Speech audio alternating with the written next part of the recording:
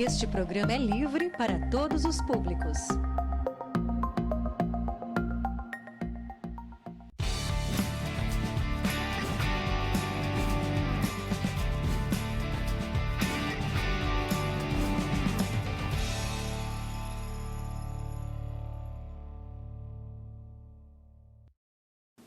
Olá, boa noite. Fique conosco e confira os principais destaques da Câmara Municipal.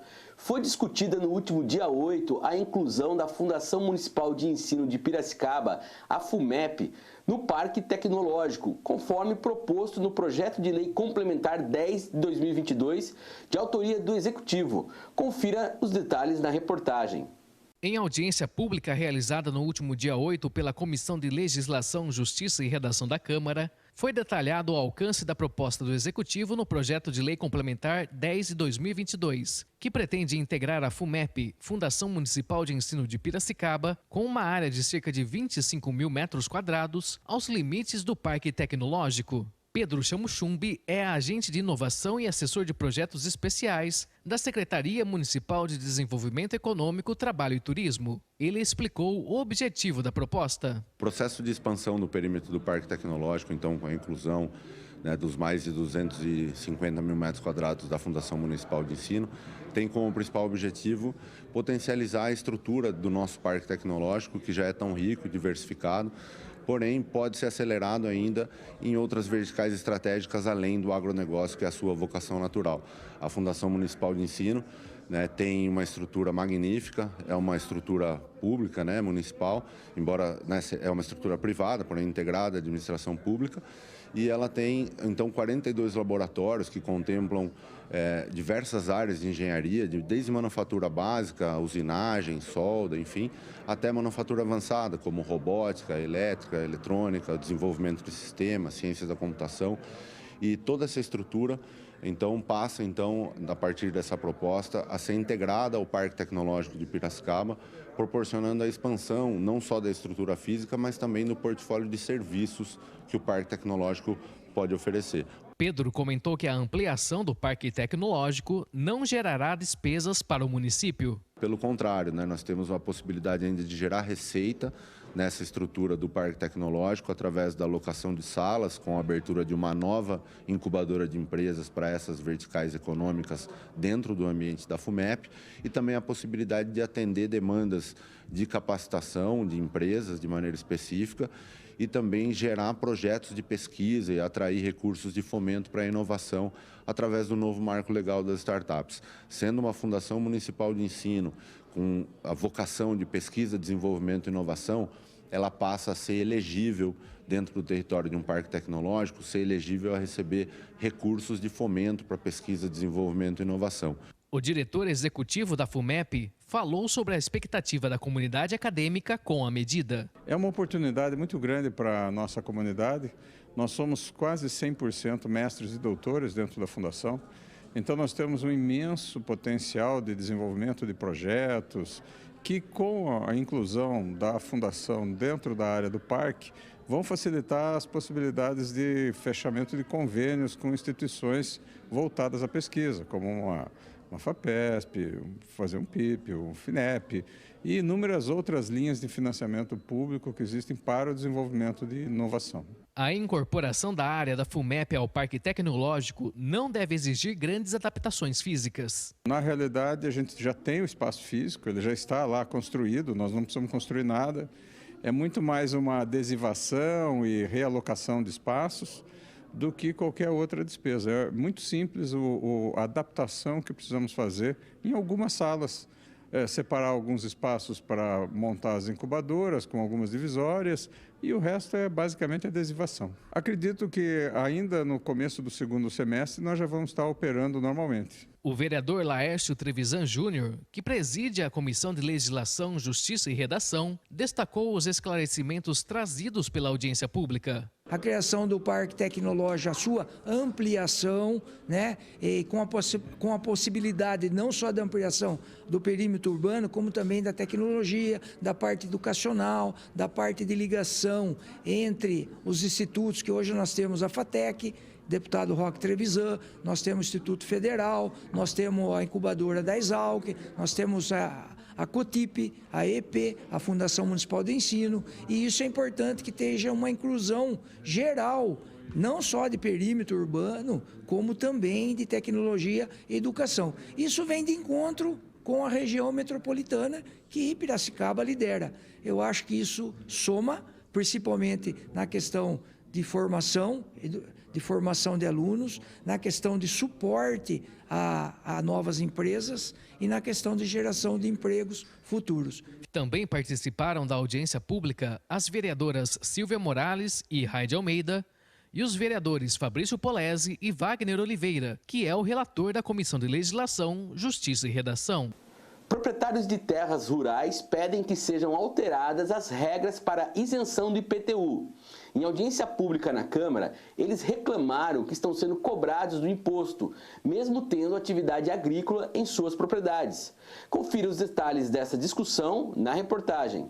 A audiência, que foi proposta por meio do requerimento 404 de 2022, de autoria do presidente do Legislativo piracicabano, Gilmar Rota, e do vice-presidente da Casa, Acácio Godoy, congregou vereadores, representantes do Executivo e proprietários que foram afetados pelas alterações do perímetro urbano na cidade, que se expandiu para áreas que antes faziam parte da zona rural. Com a mudança, os proprietários que antes pagavam o Imposto sobre Propriedade Territorial Rural, o ITR, que é um imposto federal, passaram a pagar o IPTU, tributo municipal, com valores muito maiores. Nessa audiência pública nós ouvimos o Executivo, ouvimos todos os proprietários, os produtores rurais que estão com esse problema, né?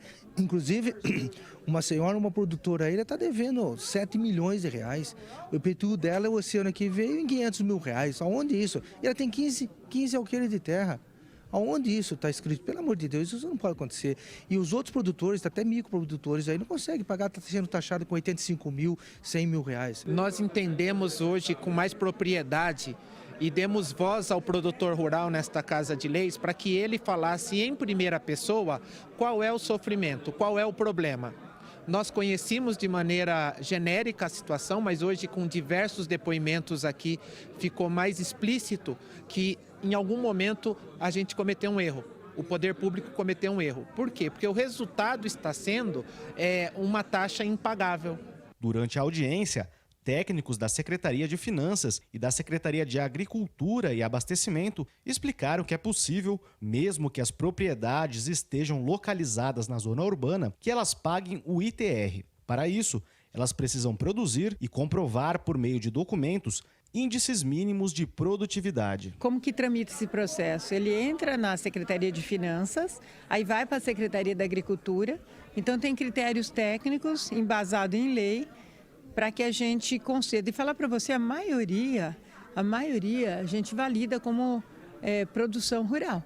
A maioria, sim, a maioria mesmo, entre 80% e 90%. Durante a audiência, alguns proprietários alegaram dificuldade em comprovar a produção dentro dos parâmetros estabelecidos em decreto municipal, como, por exemplo, a comprovação de notas fiscais anuais de venda no caso da produção de eucalipto, que só é colhido a cada 7 anos. Mas realmente tem, assim, alguns casos que a gente precisa ter uma atenção especial ainda. Para isso, o Conselho Rural já está trabalhando nisso, né, mesmo bem antes da audiência, com alguns encaminhamentos. O vereador Laércio Trevisan Júnior, que também participou da audiência, disse que busca desde 2019, por meio de projeto de lei, a remissão, ou seja, o perdão das dívidas já consolidadas de IPTU. Esse projeto está em andamento, que visa a remissão, certo, do valor cobrado na época que entrou a lei em vigor. E o decreto que hoje existe em vigor ainda, lamentavelmente, mais pune, mais impõe impostos, impõe regras do que favorecem os produtores rurais. E principalmente aqueles que são proprietários de sítios, que receberam de herança e hoje pagam valores que o imóvel, que a própria terra não vale. Quando era para ter sido feito e aprovado aqui pela Câmara, teria que ter incluído esses produtores na discussão, né? Eu acho que faltou isso, né, da inclusão dos produtores rurais dentro dessa discussão, desse debate, porque o que foi aumentado para eles foi o IPTU, mas não está chegando o asfalto, a energia melhor para eles, não mudou nada positivo, né? Só colocar um peso maior tributário. E não dá para ser, isso aí não é aceitável de vista até de ser justo, né? Não é justo com o produtor e acaba afetando também a população da zona urbana, porque o produtor produz e a zona urbana consome. Segundo os vereadores, uma comissão de estudos deve ser montada para analisar estratégias de ação. A proposta agora é criarmos uma comissão que vai envolver a Câmara, vai envolver a Corpacana, vai envolver o Conselho Contribuinte, vai envolver os produtores, vai envolver todas as pessoas para a gente começarmos a discutir isso e ver o caminho a ser seguido. Por quê? Nós temos que unir o técnico, o legal e também dar voz a quem está sofrendo o problema para que todos participem. A gente ainda precisa entender, porque tem casos muito específicos que a gente tem que analisar para que a decisão, se lá atrás ela prejudicou muitos, agora a solução também atinja a todos. A Escola do Legislativo encerrou o ciclo de atividades sobre saneamento rural no último dia 8, quando debateu as formas de tratamento de esgoto na região e a necessidade de preservação de recursos hídricos, que abastecem os mananciais próximos ao município. O trabalho de saneamento nas áreas rurais de Piracicaba foi abordado por especialistas do Serviço Municipal de Água e Esgoto, o SEMAI, e da Secretaria Municipal de Agricultura e Abastecimento.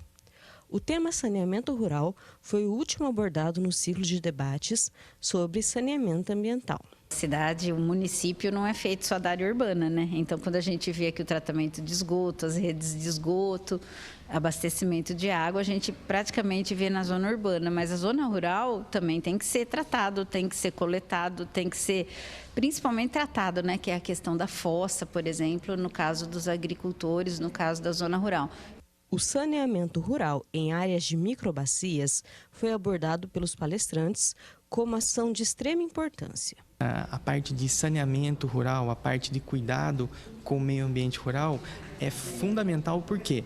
Porque de lá que vem os alimentos que são carreados aqui para a cidade e também é o local onde se produz água, né?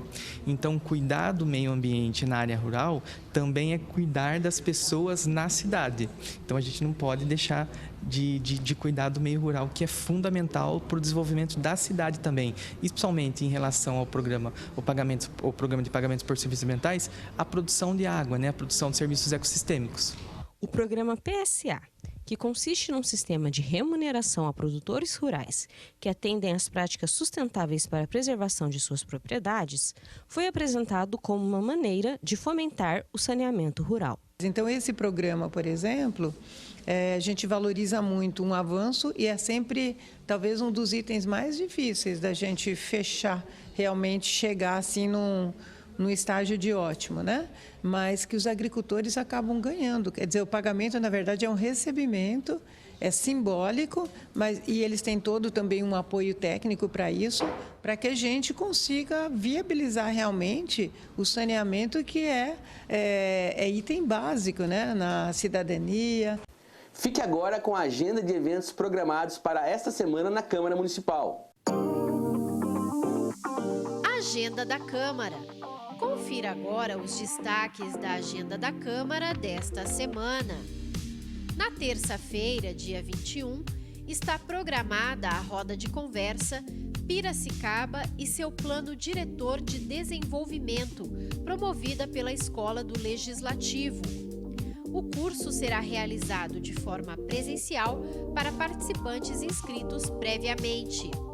Será das 2 às 4 da tarde, na sede da Escola do Legislativo, no andar térreo do prédio anexo da Câmara. Também no dia 21, às 7 da noite, acontece a sessão solene para a entrega do título de cidadão piracicabano a Chico Galvão, em atendimento ao Decreto Legislativo número 37 de 2021, de autoria da vereadora Raide Almeida. Será no Salão Nobre Elide Campos Belges. Na quarta-feira, 22 de junho, a Escola do Legislativo promove a roda de conversa Amor à Cidade, Cidadania como Partilha, das 3h30 às 5 da tarde, na sede da Escola do Legislativo, no andar térreo do anexo. As inscrições terminam hoje no site da escola. atendimento ao decreto legislativo número 6 de 2022, de autoria do vereador Paulo Campos, também na quarta-feira, dia 22, acontece a reunião solene para a entrega do título de Piracicabano Praia Claros a José Carlos Magazine. Será às 7h30 da noite, no Salão Nobre Eli de Campos Melges.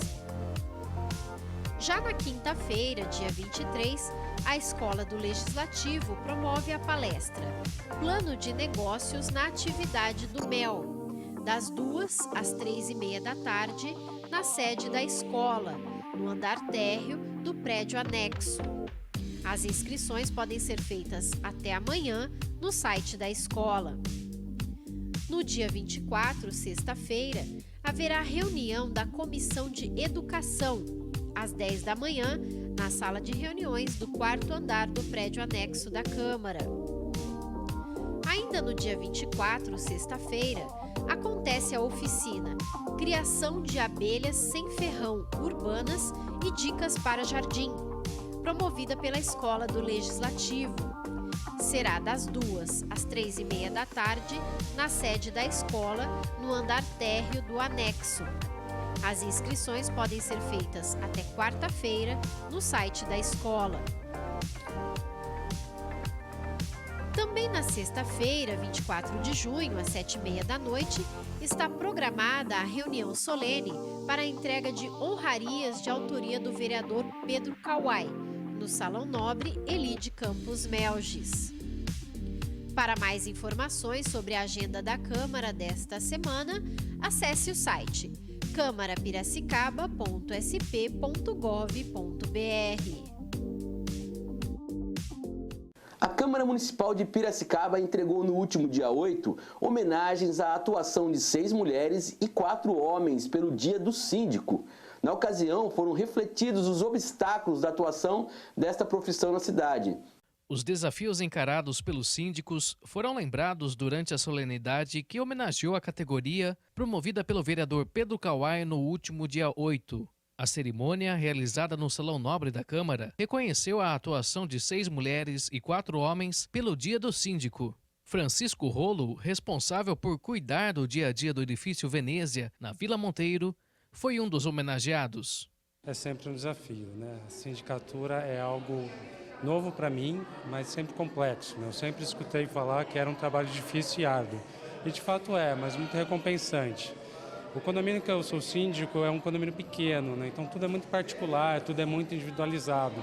Então conseguir organizar tudo para que as pessoas se sintam à vontade e que você consiga trabalhar uma gestão com segurança, uma gestão inclusiva, é um trabalho de constante diálogo com todo mundo, né?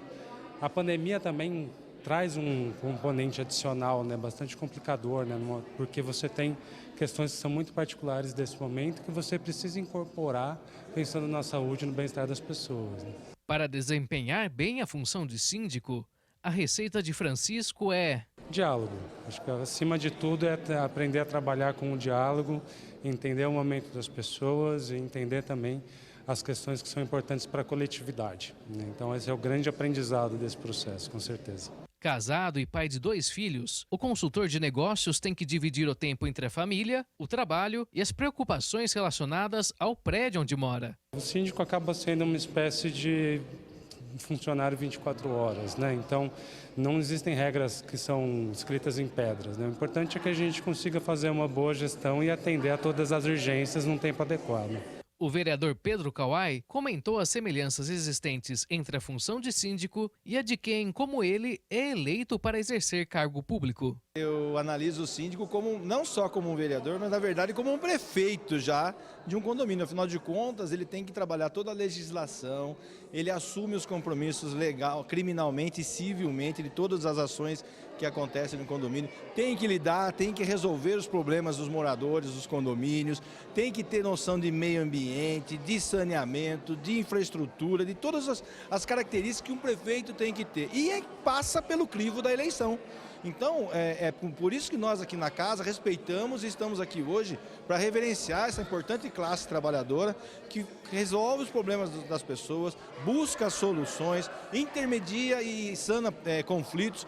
Então é um papel muito importante da cidade. Veja só, por exemplo, o maior condomínio hoje aqui da nossa cidade tem por volta de 6 mil pessoas morando. Tem muita cidade no estado de São Paulo que não tem 6 mil habitantes. Então veja a magnitude que é essa profissão e é por isso que merece o nosso respeito, nossa admiração e o nosso reconhecimento na noite de hoje. Os 10 homenageados foram indicados por administradoras de condomínios, a partir de convite feito pela associação, que está à frente dos desafios do setor no dia a dia. Principalmente durante o período da pandemia, nós vimos a necessidade de ter a representatividade. Como, por exemplo, quando nós tivemos os decretos municipais fechando as áreas comuns. O que faremos agora com as crianças, com as pessoas que frequentam as piscinas? Será que é necessário mesmo fechar? Hoje a gente tem, por exemplo, as demandas de lixeiras, né?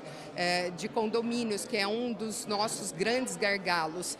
Esse é o papel da Ascoper, trabalhar para os condomínios. Médico que atuou na linha de frente de combate à Covid em Piracicaba, Fábio Eduardo Pessotti recebeu no último dia 7 o título de cidadão piracicabano, em solenidade onde foram relembrados os períodos mais difíceis de enfrentamento da pandemia. Confira na reportagem. O médico endocrinologista Eduardo Pessotti recebeu na terça-feira, dia 7, o título de cidadão piracicabano proposto pelo vereador licenciado Paulo Campos e entregue por Ciro Davan, que está no lugar de Campos pelo período de 30 dias. A homenagem foi realizada no Salão Nobre da Câmara e contou com representantes do Hospital Regional e da Prefeitura de Piracicaba. Natural do município de Charqueada, Pessotti formou-se médico pela Universidade de Ribeirão Preto, UNAERP, e está em Piracicaba desde 2011. É um prazer imenso estar aqui na Câmara Municipal, ser homenageado pelo nobre vereador Paulo Campos, tá? E assim, isso aqui para mim é o auge da minha carreira, tá? Trabalhei bastante aqui na cidade já, cheguei aqui em 2011, né? Então, assim, trabalhando nos principais hospitais, também nessa Covid, que foi bem apertado aí pra gente, mas conseguimos manter a linha aí e salvar muitos piracicabanos. Ao longo da carreira, conquistou o título de especialista em clínica médica pela Sociedade Brasileira de Clínica Médica em 28 de julho de 2012. Já a participação em congressos ocorreu em diversos municípios do país. O homenageado falou à TV Câmara de seu trabalho à frente do Hospital Regional, além da Prefeitura. Bom, é um prazer imenso estar aqui na Câmara Municipal, ser homenageado pelo nobre vereador Paulo Campos, tá? E assim, isso aqui para mim é o auge da minha carreira, tá? Trabalhei bastante aqui na cidade já, cheguei aqui em 2011, né? Então, assim, trabalhando nos principais hospitais, também nessa Covid, que foi bem apertado aí pra gente, mas conseguimos manter a linha aí e salvar muitos piracicabanos. Doutor, fala um pouquinho do seu trabalho à frente do Hospital Regional, na Prefeitura de Piracicaba também.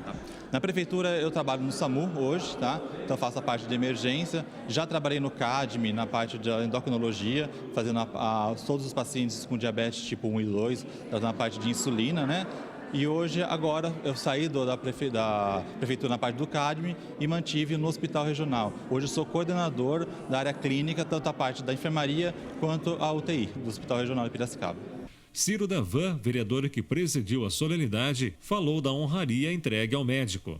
Para mim é um motivo de muita honra e satisfação poder estar aqui nessa noite entregando o título de cidadão piracicabano ao Dr. Fábio, uma pessoa com caráter, com uma grande índole, né? Trabalha em tempo integral para cuidar de uma causa tão nobre.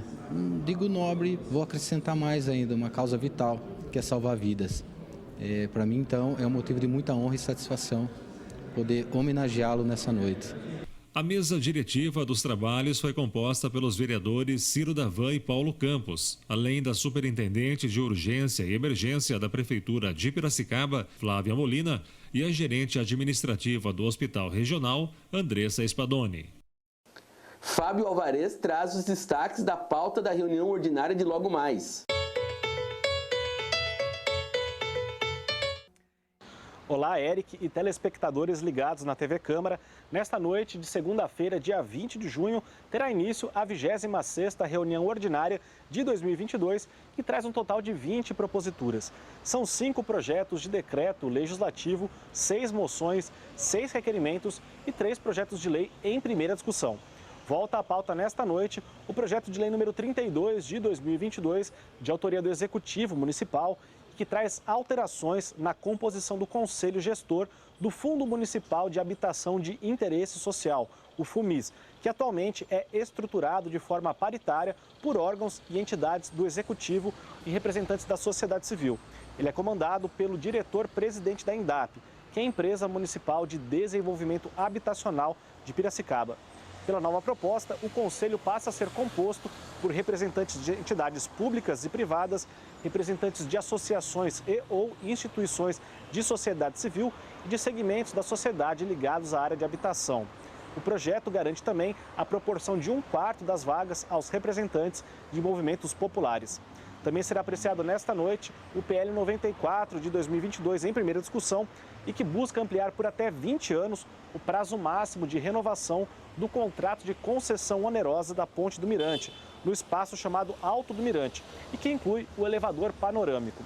A propositura traz alterações na Lei 7.595 de 2013, que antes permitia um contrato de 60 meses e apenas mais uma renovação do contrato por igual período.